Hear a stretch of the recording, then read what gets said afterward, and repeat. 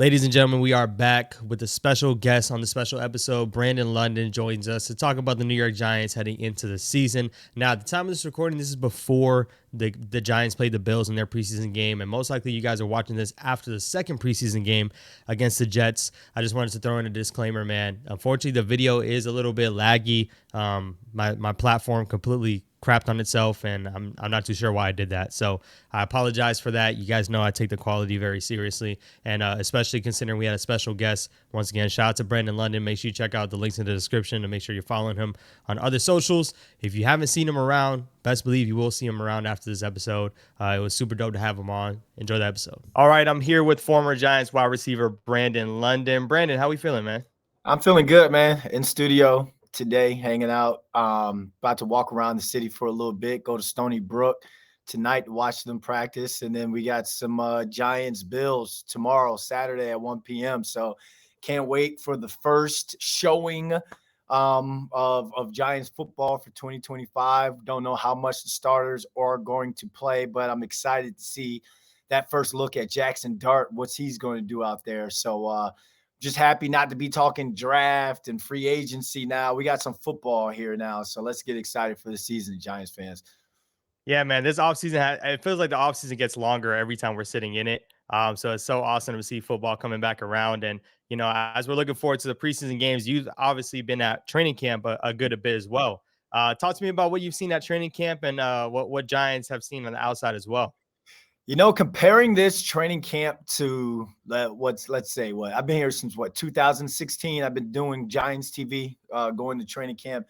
I think offensively, this is one of their better training camps that they've had. I think 2016 with Eli, they looked really good because obviously it's Eli. Eli knows how to command a huddle, has that confidence. He was a two-time Super Bowl champ at that time. So it was one of those things where it's like whatever Eli says goes, and the team followed.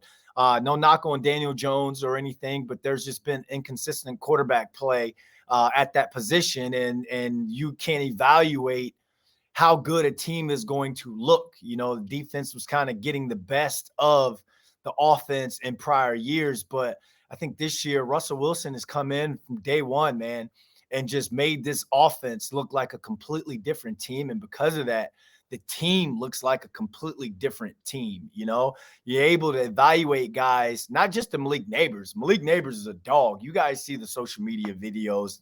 Yeah. No one can check that kid, bro. Like, he's going to be in that Jamar Chase, Justin Jefferson, CeeDee Lamb, top receiver type tier category, hopefully by the end of this year, but without a doubt within the next, couple of years. But you're able to evaluate guys like Wan'Dale Robinson, Jalen Hyatt, Darius Slayton. Even though Darius Slayton is going into his seventh year, he's been here for a while, but Darius Slayton is a guy that he's, because of the moon ball and Russ being able to put it out there and let him run under the football, he really does look like a true number 2 wide receiver, and his routes have gotten better as well.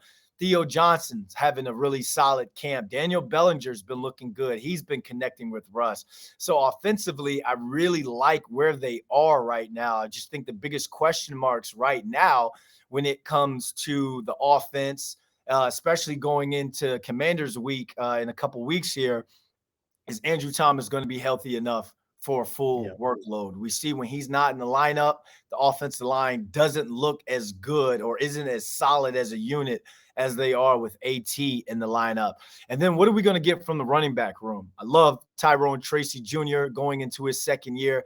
He's looked really good. He's put on a little bit of weight.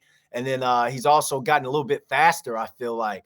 But that battle for the RB2 position between Cam Scatterboo and Motor Singletary, I'd say Motor or Devin Singletary has looked good this camp, man. He's been finishing some runs, looks a lot better this year. So I'm anxious to see what they're going to get out of that running back, out of that RB2 position, because you're going to need to run the football to set up, down the field throws and to make teams get out of that single high safety look and put guys in the box, or being able to use a guy to double Malik Neighbors. Got to be able to run the football to be able to get them out. On the defensive side of the ball, again, you guys see the social media videos, man. This NASCAR package, when you got 0, 51, and 5 on that defensive line, And then you got Dexter Lawrence. When you throw him in there, they're going to look good. But the question mark when it comes to the defense going into Commanders Week is, are you going to be able to stop the run? Last year, they couldn't stop the run. And because of that, the pass rush kind of suffered down the line. I know they were tied for sacks, the league in sacks going into week 8 or 9, I believe. But 8 or 9, yeah. the fact that they couldn't stop the run, that hurt them on the back end. And speaking of back end, what's Paulson Adebo going to look like against the CeeDee Lambs and the Terry McLaurins and then some of these top wide receivers that he's going to face? And then who's going to start at that cornerback 2 position? I think Tate Banks is having a better camp, but we're not going to know until he gets out there and he gets out there against the Terry McLaurins and the CeeDee Lambs and the George Pickens, because he's going to have to cover one of them. So those are my 2 question marks. Who's going to stop the run? And then is that secondary going to hold up with that pass rush? But all in all, I think I've seen one of the better balanced camps so far, and it's all started because of Russell Wilson.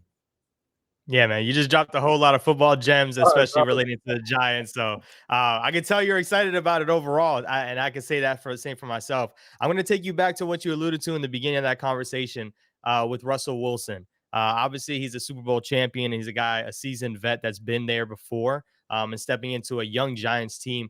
What do you feel like has been the biggest difference with this camp with Russell Wilson? I know you spoke on it a little bit, and then as well as Malik Neighbors dominated camp last year, but it already looks like him and Russell Wilson have a special connection. I mean, Russ is telling everyone that he thinks he's, the premium talent like in this world. So what do you think is the main difference with Russell Wilson's connection with Malik Neighbors as well? Confidence, man. What do these kids call it? The aura or what the Yeah. Riz or whatever. I'm 40 years. You can see the gray hair in my beard. I'm not trying to be one of them old dudes trying to use the lingo and all, but I mean, to do it from the confidence side of things, man, he's got it. And it's night and day. And again, I'm not here to bash nobody. Everybody's moved on and did their thing. But as a wide Yep. receiver, if you've got the utmost confidence and you see these guys, you see the quotes that come out of Jalen Hyatt's mouth, Wan'Dale Robinson's mouth. If you got the utmost confidence in your quarterback and that quarterback's got the utmost confidence in himself, especially here in New York, then you're walking into a game like, all right, if I'm Jalen Hyatt, I'm like, oh, I might only get 2 to 3 targets this game, but I'm gonna be able to eat off of those 2 to 3 targets because I know this dude's gonna give me a chance with that moon ball. And Yeah. it's, and every guy is talking like that, man. That's the thing. Like you hear it day in, day out. And it's not just from the receivers and the offense. You hear the defensive side of the ball, the Bobby Okerekes, the Dexter Lawrences. These guys are talking about the confidence that they're seeing their quarterback have. And it's, again, no disrespect because Dexter Lawrence came in with Daniel Jones. So he's not going to knock. They remember he used to room with Daniel Jones. That rookie year, they roomed together. So no one's going to knock their boy or anything by hyping up or being honest about what they see from Russell Wilson. Is just as a football player, you know the vibes. You know the locker room vibes. So and that's infectious. Everybody in that building in Quest Diagnostics Training Center, whether you're a janitor, whether you're the cook, whether you're a special teams coordinator, everybody feels different vibes going into this year. Now you still got to go out and do it. Everybody's 0-0 on paper, and you still got to go out there and earn it. But I think you're at least walking into the season with this confidence, your chest out. Like, I don't care what the schedule looks like. I don't care who that quarterback is on the team that we're playing up against. We can beat these guys. So I think they have that mindset. But to go to Malik Neighbors and this connection, bro, they can't check them, bro. Like they can't, Yeah. like and like you said, last year they couldn't do it. And he was having he would have steps on guys, but then have to slow down, come back and make a play on the ball. You're not seeing him have to do that this year. He's running under footballs. So that should take the touchdown total. That should be at least +3. Think of how many balls Malik had. Like he was great in intermediate routes and take that jailbreak screen, take it 55 yards to the house against the Colts. But he really didn't connect much on deep balls last Yeah. year.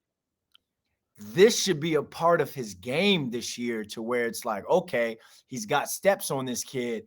Russ can put it out there and he can run up under it. But again, it's going to come down to the offensive line. Are you going to give this kid, or are you going to let Russ cook? Give him time to put that moon ball out there. But I'm hoping, but I think if everything holds up and goes well, and it's like, when do things go well and everything hold up for the Giants? I think that if they can break that curse this year, and guys can really put on tape in games what they've been able to put on tape in practice, then it should be the product. I don't do predictions and all that, but the product should be a lot better. And if the product is better, like Joe Shane said, we're a quarterback away. I think the roster will be better. Yeah, I think we've all made the argument this offseason that this is arguably Joe Shane's probably best roster heading into the year. And it's ironic to say with all these young guns that are on here. But speaking on another young guy that has been in camp and someone who might be filling up with the aura as well, Jackson Dart. He's the first round rookie quarterback in 6 years. What have you seen from Jackson Dart throughout this training camp process? And, he's going to get ready to be underway in some preseason games. But what have you seen from him inside of the building overall with his time? I've been like studying the stock market and all that recently. And this kid, his pie graph, not pie graph, or his chart is going up, bro. Like, buy low, sell high, buy Jackson Dart stock right now, because it's something that ideally you want to be able to buy and hold. And next year, who knows what happens with Russ or whatever.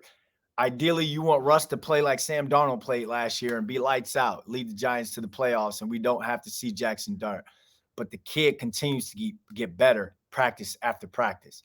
And yeah, he's still they're still picking him off in practice now. I'm not saying like he's ready to be day one starter or anything, but they like where he is in his progression. I like how he's getting 1%, 2% better each day. And I like how he has when I interviewed Amir Smith-Marset for New York Post Sports, my job here. Amir Smith-Marset said that the kid has balls. The kid has cojones, and where he ain't afraid to try and make a throw into a tight window. Now, he's made some plays when he's tried to fit it in some windows, but he's also made some, you can't throw that. You can't try and fit that. But at the same time, it's like, it's practice, because do you want a guy to throw a football away in practice just to throw it away? Or do you want him to try and fit it in there so the receiver and the DB can get some work? If you just throw the ball into the ground and be like, okay, you live, which is what we would want you to do in a game, especially if it's like second or third down, like, no, and you're in the red zone. No, throw that ball at the back of the end zone. Let's kick the field goal so we can get points on the board. But in practice, if I'm a receiver and you throw it into the ground, throw it in the ground for us. Practice, throw the ball up so I can make a play on the ball. So some of those picks have been just that, to where I could give him the benefit of the doubt and be like, this kid's a smart football player. He would know to throw that ball out of bounds or throw the ball into the ground so the field goal team could come in there. But no, he wants to test his arm. He wants to see what he can get away with. Plus, he wants to see, all right, when we get to these preseason games, who's going to be that receiver to make a play for me? So some of the interceptions he's had has been exactly that. And there's also been some to where it's like defense. Nick Jones is a corner everyone should look out, as a safety everyone should look out for. Nick Jones have himself a hell of a camp. I think he's picked them once or twice. Dane Belton has picked them once or twice. They get paid too now. Defense gets paid too, But in terms of where Jackson Dart is, he's where they want him to be, to where hopefully you don't have to play him. You don't have to play him early. If things get rough, you can play him in the back half of the season. But I like Jackson Dart. I can't wait to watch him play this Saturday, as we're recording this Saturday against the Buffalo Bills. And I just think everybody, when you watch it. Don't watch it like he has to be the day one starter. Don't look at it like that. Look at it to where it's like, all right, they got a plan for this kid. Trust the process when it comes to what their plan is, and hope that they don't have to be in an emergency situation to where you got to throw him in there to the Wolves early in the season, early in his career. I 100% agree with that sentiment. I'm glad that we have a quarterback room like we have now. Like Jackson Dart's not stepping in and starting day one, like you said, but he has two known vets that have been there before and won games. If you compare it to last year's quarterback room, it's night and day. And I think the best case scenario, like you said, is that Russell Wilson wins some games this year, and we see Jackson Dart, whether it's late in the season or not. That's kind of when you'll see when he gets to step into the helm. Speaking on another not rookie quarterback, another first round rookie for the Giants. Abdul Carter. I feel like he's starting to step into that territory. And once again, we're talking about practice, but he's starting to step into that Malik Neighbors territory where you know he's going to do the other guy wrong, but you can't really blame the other guy that's lined up across from him because this guy is that talented. Where do you stand with Abdul Carter? What's your expectations for him? Dog, dog, dog, dog. Not even, you know what? It's actually disrespectful to call him a dog. He's a wolf. It's the same thing I said about Malik last year. He ain't because a dog is just a bred down wolf. These two are pack leaders, and they are future. They're going to be future captains of this football team. But when you watching Abdul Carter, man, it's crazy how freakishly athletic he is. Two, how he is not afraid to do whatever he's doing in a drill, whether it's a spin move, rip move, club wipe somebody. He ain't afraid to do that in a team period. He ain't gonna be afraid to do it in games. Yeah. There's a reason why he respectfully asked Lawrence Taylor for that 56. So just like, Malik Neighbors was able to unretire Ray Flattery's number one, I think he was able to do that because no one really our new generation don't know who Ray Flattery is. Like LT is LT. But I guarantee you, Abdul Carter breaks Lawrence Taylor's rookie sack record of 9.5 sacks. I can guarantee I'm putting his total at least 12 sacks. This kid is unreal, bro. Like he can play the game of football. And I've seen times because they don't want to show too much, and this is something they've shown already because it's been on social media. He's lining up in different spots. Like it's going to be fun to watch the Giants defense this year. And I think we really can get the most out of all these guys is if the offense is putting up points. If you're putting if you're putting the opposing offense in position to one, where you're stopping the run and you're forcing them to throw it on 3rd and 6+, 3rd and long, and two, you don't have to hold the other offense to 10, 13 points in a game where they have to throw the football in the second half, especially the fourth quarter. You're going to see big numbers from an Abdul Carter because that means he's going to be on the field a lot. So, again, there's a lot of ifs that I've thrown in there. And like what everyone say, if ifs and buts were candy and nuts, then every day would be Christmas. But again, I'm right there with you, man. I'm right there with you. Because I remember that year we had Brandon Marshall, Odell, Sterling Shepard, Evan Ingram, and I think it was 26's first year, and we were all excited about that offense.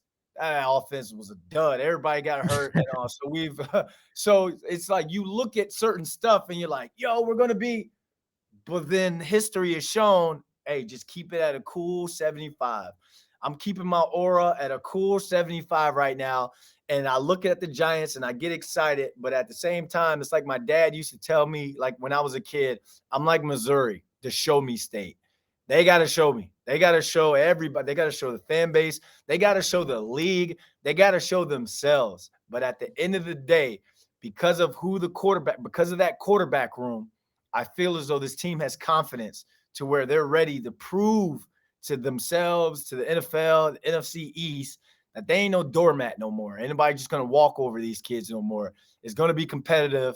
And then as long as you're competitive, however it goes, it goes.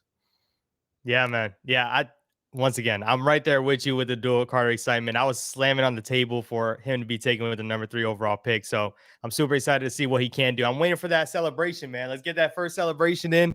They've already been hyping it up a little bit. Man, I got one more question for you, man. Overall, I mean, you've been to the Giants international games. We don't really have one on the schedule this year, but what is one game that you have circled on your calendar that you're looking forward to? We have a couple Monday night games, Sunday night games this year. But what is one game you have circled on your calendar this upcoming year? November 9th, I think they're at Chicago that game. I'll be in Germany for that game with a watch party with Big Blue Germany. So we're not Mm, playing in the game this year out there in Germany. There is an NFL game that's going to be out there. So they're going to fly me out there to do some stuff at that NFL game. And then we're going to take a shuttle, whatever, have a car service for me. And I don't know if it's going to be Victor Cruz or my Bradshaw. I don't know who's coming out there with me, but we're going to do a watch party with Big Blue Germany at a bar in Berlin. And I mean, it's always a great time with those guys, man. I just got back from Germany, 2 weeks ago. And then I was in Berlin a couple months ago with Vic, and we announced the Cam Scatterboot pick. So the yep. game continues to grow. A lot of fans out there in Germany. So it's almost like if you're not going to fly to Chicago to go to Giants Bears, then I'm telling people fly on over to Berlin that weekend and have a good time with Big Blue Germany. We got a lot of activations that weekend, and we're gonna have a huge watch party at a bar, at a pub bar there. So you're getting that international experience. And you get a chance to watch the Giants as well. But that's the one I definitely have circled. I love being able to fly internationally for the Giants, represent the logo internationally. The game is growing. The Giants brand is huge all throughout Europe. Remember, as a rookie, I was part of that team that got to play in the first international series game in London. Mm, Since then, I went back when we played at Twickenham Stadium. I went back when we played at Tottenham Stadium. I was there when we played in Munich last year.